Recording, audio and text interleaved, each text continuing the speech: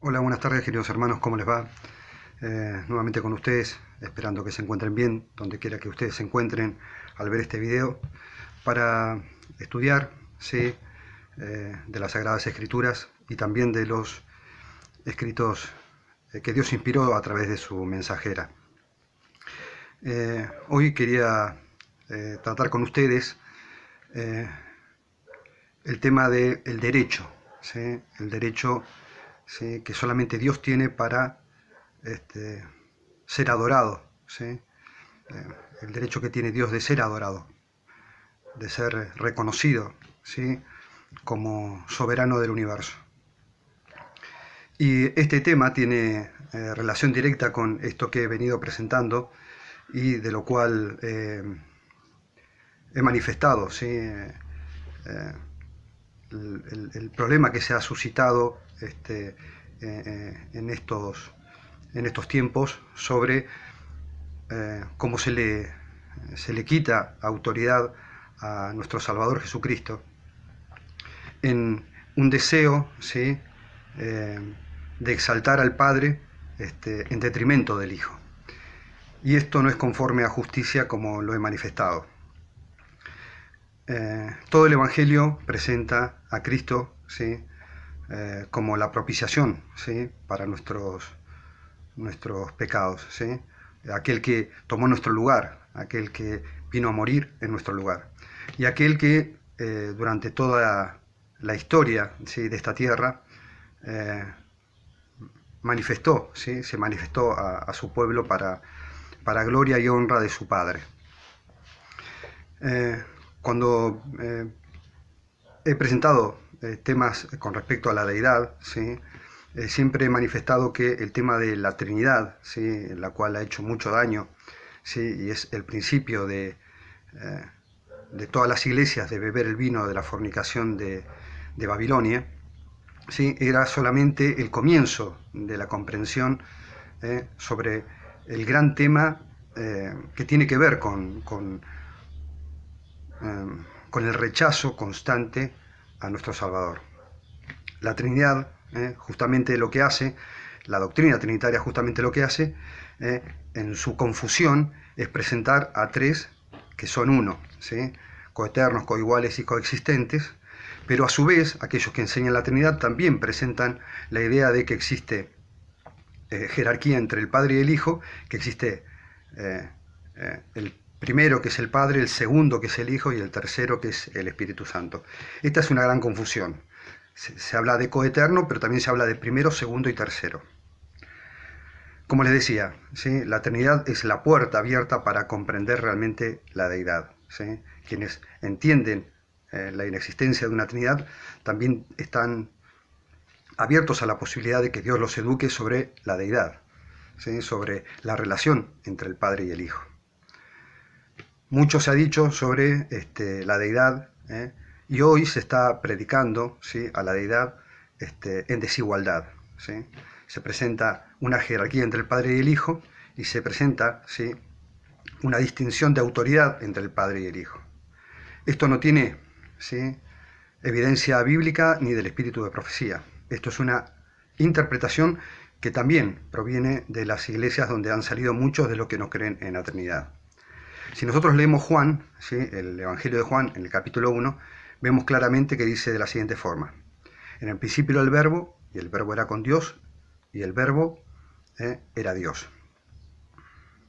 O Dios era el Verbo, ¿sí?, depende de la traducción. Las más antiguas dicen Dios era el Verbo. Claramente está expresando que Cristo, ¿sí?, el Verbo o la palabra, ¿sí?, es Dios.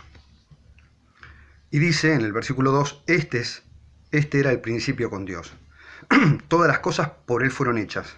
Sigue hablando de la palabra. Juan está hablando de la palabra, del Verbo, ¿sí? Todas las cosas por este fueron hechas, y sin Él nada de lo que ha sido hecho fue hecho. En Él estaba la vida, y la vida era la luz de los hombres. Aquella palabra, ¿sí?, dice en el versículo 9, era la luz verdadera. Aquel Verbo era la luz verdadera, que alumbra a todo hombre que viene a este mundo. En el mundo estaba, dice, la luz, la palabra, el Verbo que era Dios.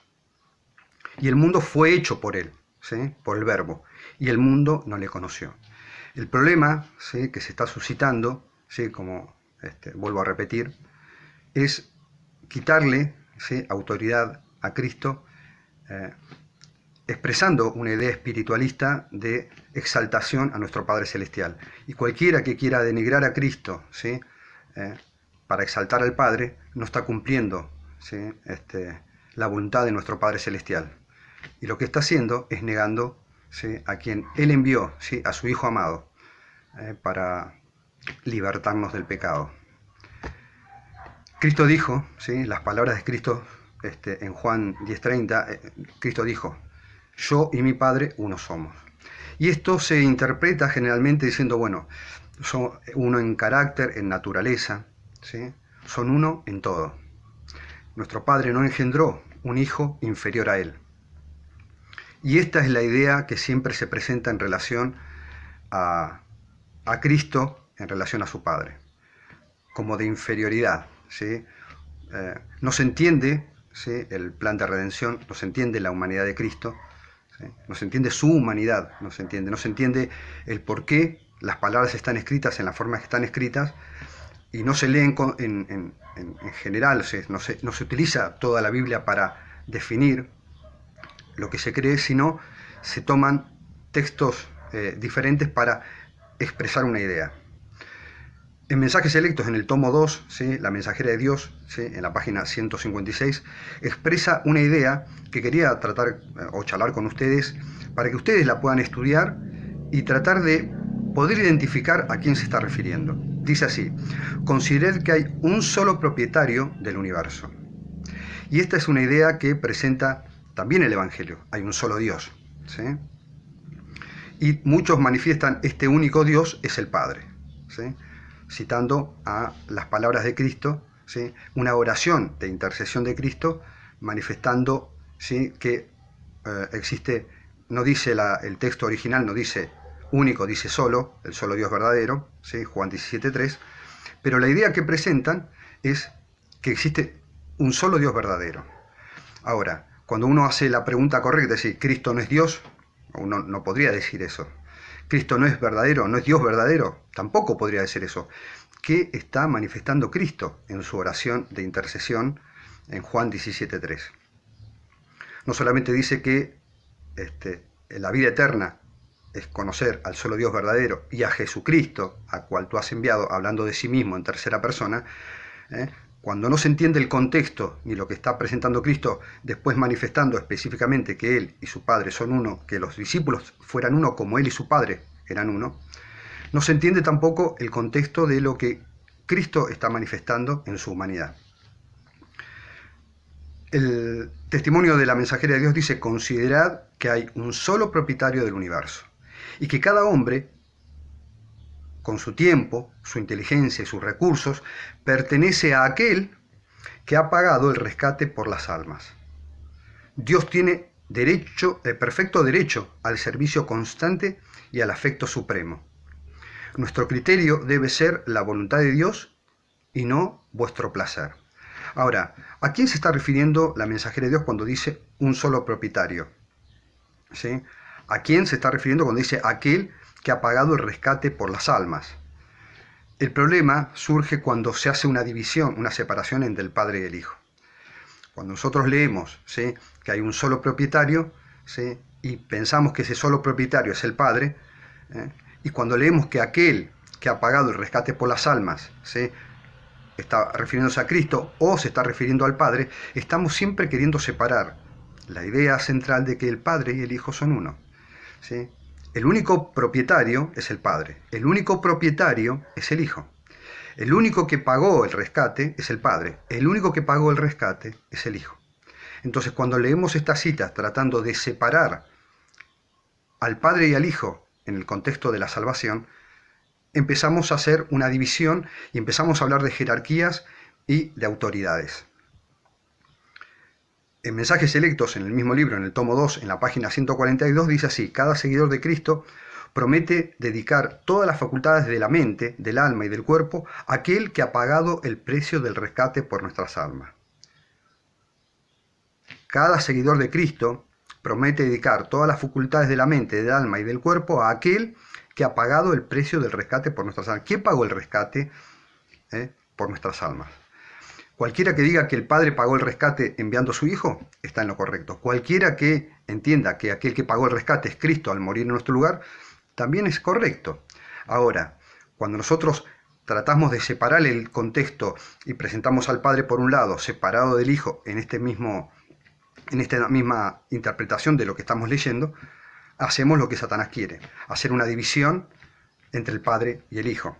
Hemos prometido, continúa el texto, ser soldados, entrar en el servicio activo, soportar pruebas, vergüenza y reproches, pelear la batalla de la fe y seguir al capitán de nuestra salvación. ¿Quién es el capitán de nuestra salvación? ¿Sí? Cada uno debe tomar una decisión en relación a qué entiende cuando lee lo que lee. Apocalipsis 5:12, ¿sí? Nos presenta una idea de quién es Cristo. Esto está en el Conflicto de los Siglos, en la página 728, 729, y también está en el libro, en la matutina Maranata, ¿sí? El Señor viene, en la página 344. Y dice así: la cita que presenta al principio, la cita bíblica, es Apocalipsis 15:3, y dice: grande y maravillosas son tus obras, Señor, Dios Todopoderoso, justo y verdadero son tus caminos, Rey de los santos. ¿A quién se refiere el texto cuando se refiere Señor Dios Todopoderoso? Si nosotros leemos Apocalipsis 1:8, claramente vemos que el Alfa y el Omega, ¿sí? El Señor Todopoderoso, es nuestro Salvador. Si leemos Apocalipsis 4, ¿sí? Y vemos al que es, al que era y al que ha de venir, ¿sí? Y lo define como Señor Dios Todopoderoso. Pero, ¿qué leemos, qué entendemos cuando leemos los textos? Y esto es lo que se está gestando en estos posteriores días. Vuelvo a repetir, la comprensión de la Trinidad es una puerta para entender, ¿sí? Quién es nuestro Padre y quién es nuestro Salvador, su Hijo Jesucristo. Cuando nosotros empezamos a utilizar palabras para tratar de separar al Padre del Hijo, no solamente en el plan de redención, sino en su concepción de Dios, empezamos a hacer lo que Satanás hizo en el cielo. Y de esto vamos a leer también en este estudio. El texto dice así: toda cuestión de verdad y error en la controversia que tanto ha durado ha quedado aclarada. Los resultados de la rebelión y del apartamiento de los estatutos divinos ha sido puesta a la vista de todos los seres inteligentes creados por Dios. Esto está hablando cuando todo esto, ¿sí?, concluya. La obra del gobierno de Satanás, en contraste con el de Dios, ha sido presentado a todo el universo. Satanás ha sido condenado por sus propias obras. La sabiduría de Dios, su justicia y su bondad quedan por completo reivindicadas. Queda también comprobado que todos sus actos en el gran conflicto fueron ejecutados de acuerdo con el bien eterno de su pueblo y el bien de todos los mundos que creó. Cuando hablamos de la sabiduría de Dios, cuando leemos la sabiduría de Dios, ¿a quién nos estamos refiriendo? ¿Al Padre o al Hijo?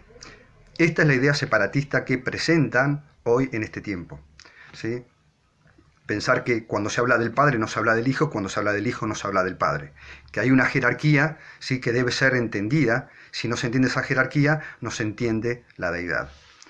Y cuando habla de la sabiduría y justicia y bondad, ¿sí?, que quedan aclaradas en cuanto a Dios, ¿sí?, también se entiende en relación a nuestro Salvador, ¿sí?, que es el único que puede presentar el amor de nuestro Padre Celestial.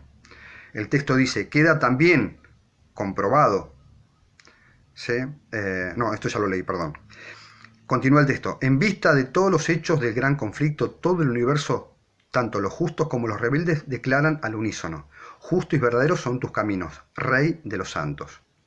¿Quién es el Rey de los santos?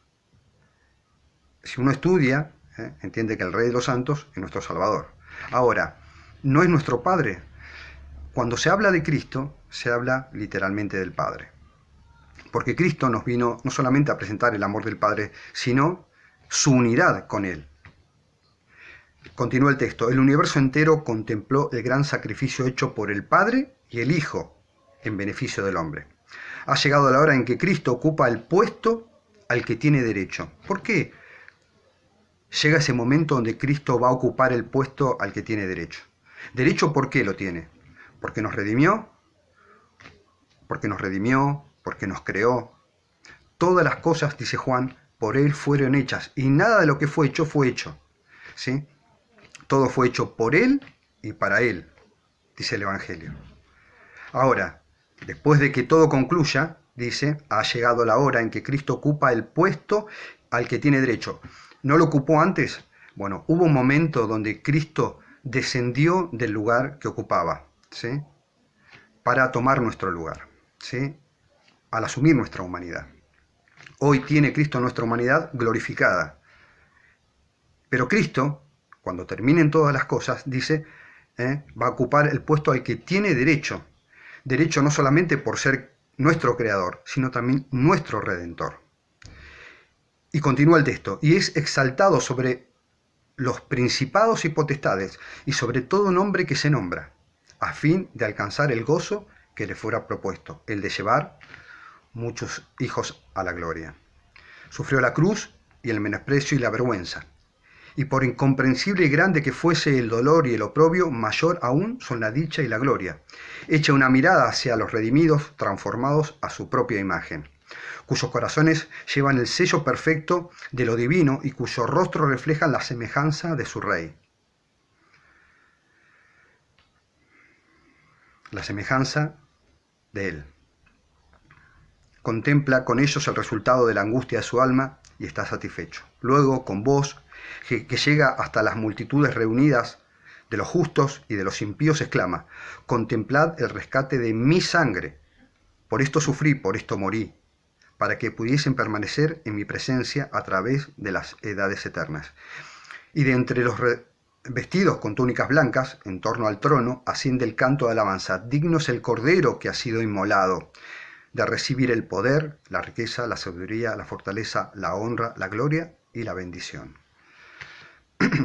Nuestro amado Salvador hoy, ¿sí?, está siendo denostado, ¿sí?, con un falso espiritualismo, diciendo que se tiene que hablar de nuestro Padre Celestial, como si hablar de Cristo no fuera exaltar a nuestro Padre Celestial, ¿sí?, el cual lo entregó por amor a nosotros.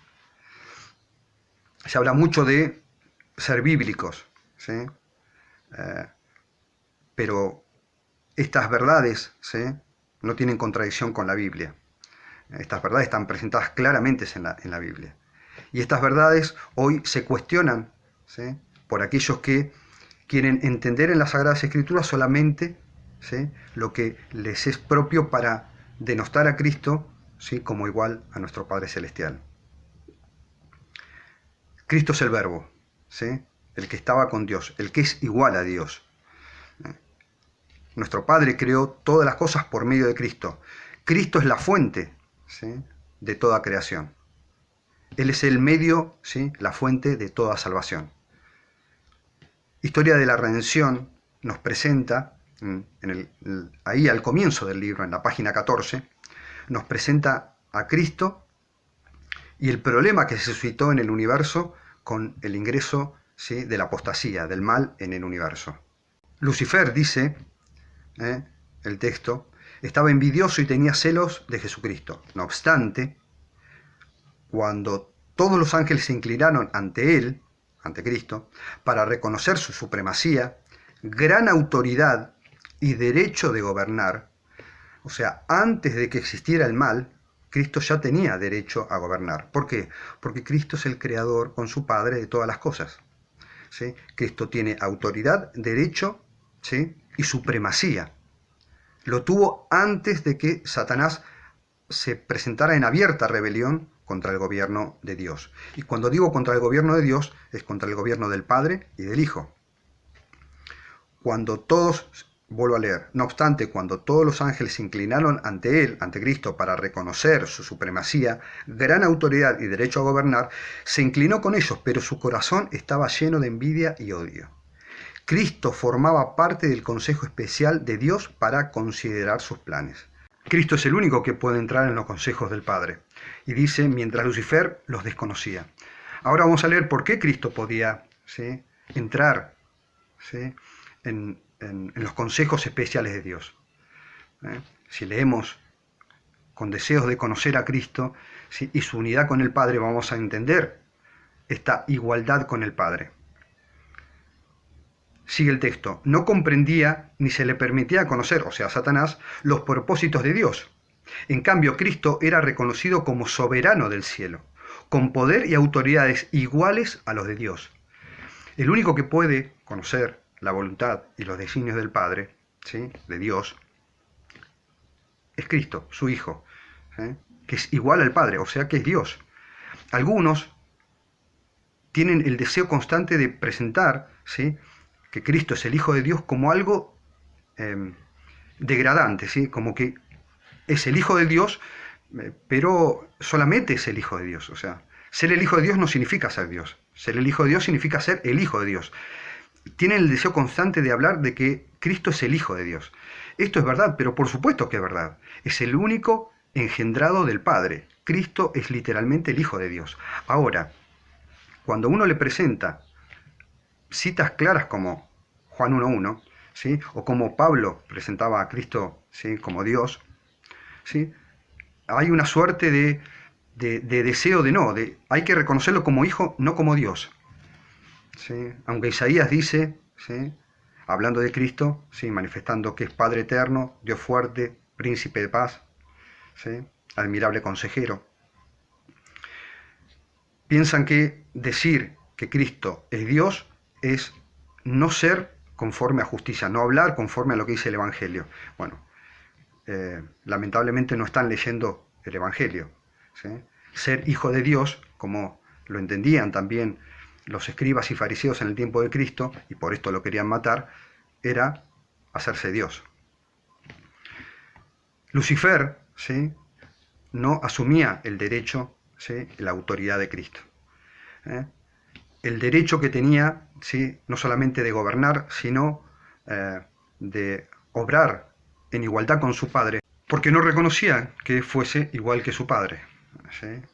Lo consideraba, ¿sí?, un gobernante que se le había sido impuesto. No reconocía a Cristo como su propio creador. Y este es el gran tema de estos últimos tiempos, ¿sí? Minimizar, ¿sí?, a Cristo en su lugar, ¿sí?, de soberanía, ¿sí?, en el cielo. Hay textos, ¿sí?, como el que voy a leer ahora, ¿sí?, está escrito en una matutina que se llama La Maravillosa Gracia, en la página 245, que me gustaría que ustedes estudien, ¿sí?, como les digo siempre en forma personal, para poder comprender personalmente, ¿sí?, lo que se está predicando en este tiempo y si esto que se está predicando, ¿sí?, es conforme a justicia, ¿sí? Dice, Dios quiere que comprendamos que Él tiene derecho a nuestra mente, nuestra alma, nuestro cuerpo y nuestro espíritu, a todo lo que poseemos. Le pertenecemos por creación y redención. Ahora, cuando dice que Dios quiere que comprendamos, ¿a quién se refiere como Dios, a este Dios que quiere que comprendamos? ¿Sí? ¿Quién es el que, a quién le pertenecemos por creación y redención? Si nosotros decimos, está hablando del Padre, es correcto. Si decimos, está hablando del Hijo, ¿sí?, de Cristo, es correcto también. El problema es que hoy se está haciendo una separación cuando se lee estos textos, ¿sí?, separando la idea del Padre y del Hijo. Aunque el contexto está presentando la idea, ¿sí?, o del Padre o del Hijo en un contexto muy específico, ¿sí?, nosotros no podemos separar la redención y la creación, ¿sí?, ni del Padre ni del Hijo, ¿sí? Y debemos entender, ¿sí?, cuál fue el hecho redentorio, ¿sí?, y cuál fue el hecho de creación, quién obró la creación y cómo fue, ¿sí?, manifestado, ¿sí?, a través de la Biblia, y presentado a una luz mucho mayor a través de los escritos de la mensajera de Dios. Y cuando digo luz mayor, ¿sí?, me refiero a que hay comprensiones que nosotros a través de las Sagradas Escrituras no tenemos, ¿sí?, como tenemos en los testimonios de la mensajera de Dios. Y esto no es en detrimento del Evangelio. No es para minimizar el Evangelio y exaltar el espíritu de profecía, ni exaltar el espíritu de profecía, ni minimizar, perdón, el espíritu de profecía para exaltar el Evangelio. Este es un problema que tienen aquellos que no pueden dar razón de su fe con la Biblia. Y aquellos que dicen que deben ser bíblicos y deben presentar lo que creen con la Biblia, yo puedo presentar mi fe con solo la Biblia. El problema es que aquellos que he querido presentarle, ¿sí?, y que están haciendo de esto, ¿sí?, de Cristo un Dios menor, ¿sí?, están minimizando a Cristo porque ellos consideran que deben exaltar al Padre, ¿sí?, en detrimento del Hijo, ¿sí?, en detrimento del Hijo como soberano, como Dios todopoderoso, como Jehová, ¿sí?, como creador, ¿sí?, como fuente de todo. No han querido, lamentablemente no han querido.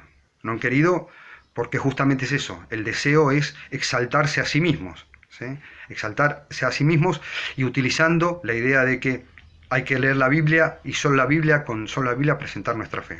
Yo con la Biblia puedo presentar mi fe, pero no por eso voy a negar, ¿sí?, lo que Dios dijo a través de su mensajera.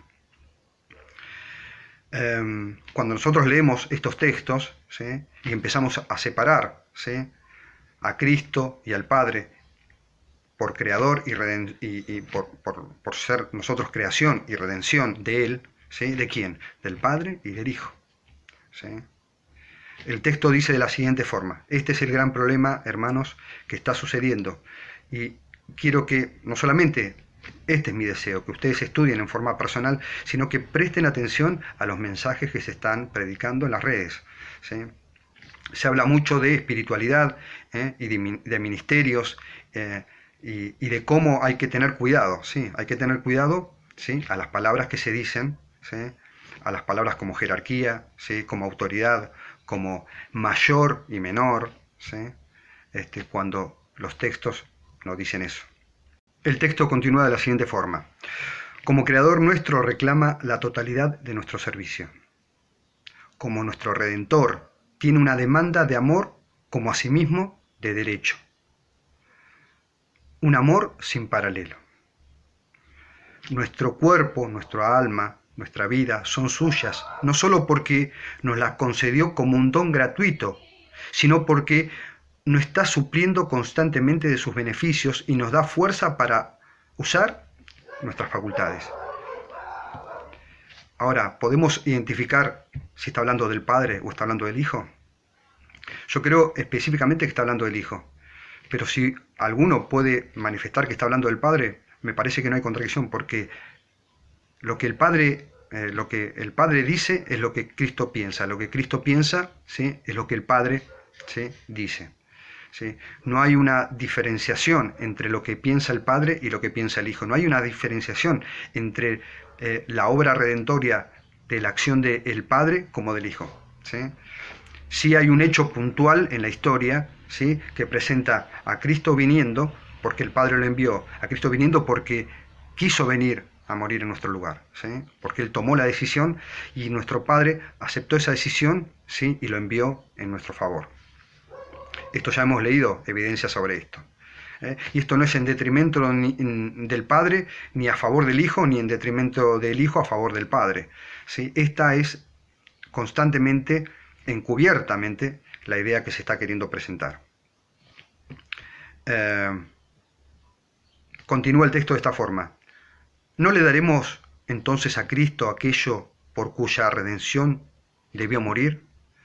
Cuando habla de creación y redención, está hablando, ¿sí?, de Cristo. No es en detrimento del Padre, ¿sí?, es para exaltar al Padre, ¿sí?, porque Cristo es igual a su Padre, ¿sí?, es la imagen expresa de su persona. ¿No le daremos entonces a Cristo aquello por cuya redención debió morir? Si lo hacéis, vivirá vuestra conciencia, renovará vuestro corazón, santificará vuestros afectos, purificará vuestros pensamientos y pondrá todas vuestras facultades a trabajar para Él. cada motivo, cada pensamiento serán traídos a la cautividad de Jesucristo.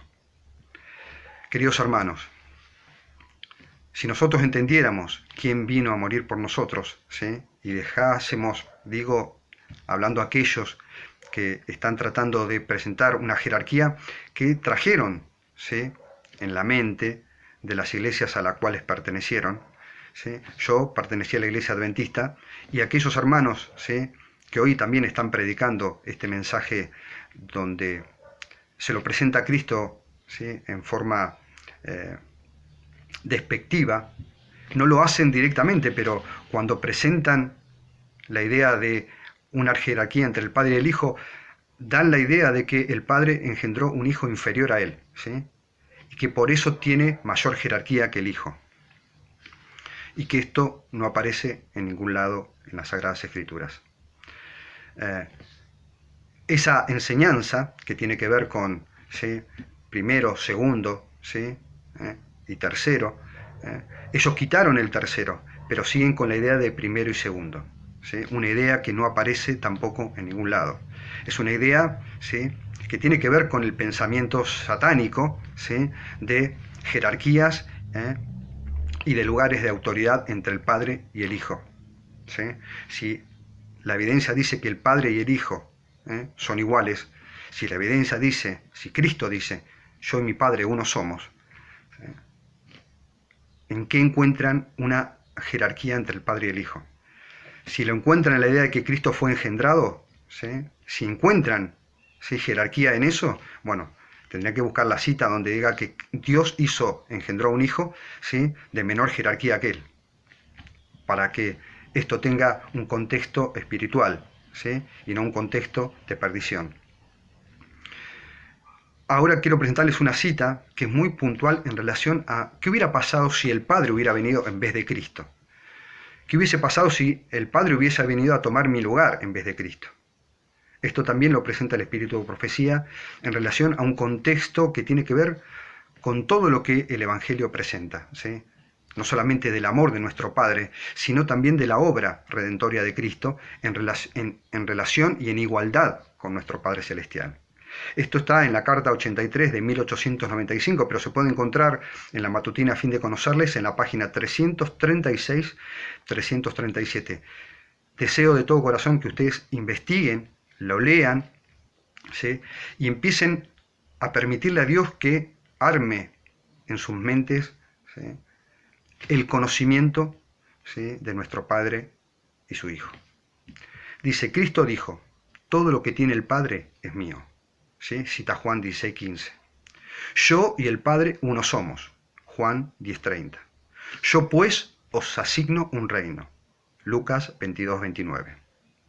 El Señor Jesús coloca su mano sobre el trono eterno de Dios, con toda la facilidad y seguridad de aquel que gobierna y reina. No lo hace, ¿sí?, como alguien inferior, lo hace con toda la autoridad del que gobierna y reina. Y se ciñe la corona de la divinidad. Se sienta a la diestra de Dios y recibe la honra suprema como Dios. La gloria que tenía antes de la existencia del mundo. Se sienta a la diestra de Dios y recibe la honra suprema como Dios. La gloria que tenía antes de la existencia del mundo. Cristo era Dios antes de la existencia del mundo. ¿Y ustedes, alguno cree que por tomar nuestro lugar dejó de ser Dios? ¿Sí? ¿Va a ser menos exaltado en el cielo por haber tomado nuestro lugar? Este es el planteamiento que hoy se está haciendo, ¿sí? Cristo, ¿sí?, es menor al Padre. Este es el evangelio que están presentando muchos en las redes, ¿sí?, con apariencia de humildad y de unidad, ¿sí?, de la unidad de la iglesia. Piensan que este mensaje es un mensaje de justicia, pero Cristo dice, ¿sí?, Dios, ¿sí?, a través de su mensajera, Cristo a través de su mensajera dice que Él es igual al Padre y que Él recibe, ¿sí?, honra suprema como Dios, ¿sí?, como la que tenía antes de la existencia del mundo. Continúa el texto así. distribuye sus dones a todos los que por la fe lo reclaman. Tenemos un depósito inagotable, un océano de amor en el Dios de nuestra salvación. Ha colocado en las manos de Cristo todos los tesoros de los recursos celestiales. ¿Sí? Y dice, todo esto es para los hombres, para convencer de mi amor a la humanidad caída y pecadora, y de que trabajo y trabajaré por su felicidad, hablando de nuestro Padre. La felicidad del hombre consiste en conocer a Dios y a Jesús, a quien le envió. El Verbo se hizo carne y moró entre nosotros, para poner este vasto depósito de todo bien al alcance de todos. Cristo, ¿sí?, es el depositario de nuestra fe. ¿Sí? En Cristo, ¿sí?, dice nuestro Padre, ¿sí?, en el Dios que se hizo carne, en el Verbo que era Dios y se hizo carne, ¿sí?, tenemos un vasto depósito. El don más excelente, el sacrificio más costoso fue elegido por Dios, por nuestro Padre, para que viniera a este mundo como una expresión del amor divino hacia el hombre. Y ahora, ¿sí?, dice, si Dios, el Padre, hubiese venido a nuestro mundo y morado entre nosotros, humillándose, velando su gloria, como lo hizo Cristo, para que la humanidad pudiera contemplarlo, la historia que tenemos de la vida de Cristo no habría cambiado. O sea, el Padre no podía haber obrado, ¿sí?, según el texto, ¿sí?, mejor que lo hizo su Hijo. Vamos a volver a leer el texto. Si Dios el Padre hubiese venido a nuestro mundo y morado entre nosotros, humillándose, velando su gloria, para que la humanidad pudiera contemplarlo, la historia que tenemos de la vida de Cristo no habría cambiado.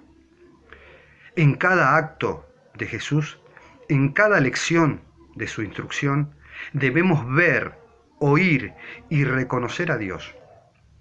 No porque el Padre sea el Hijo o el Hijo sea el Padre, sino porque en Cristo se manifestó el amor del Padre, ¿sí?, en la persona del Hijo.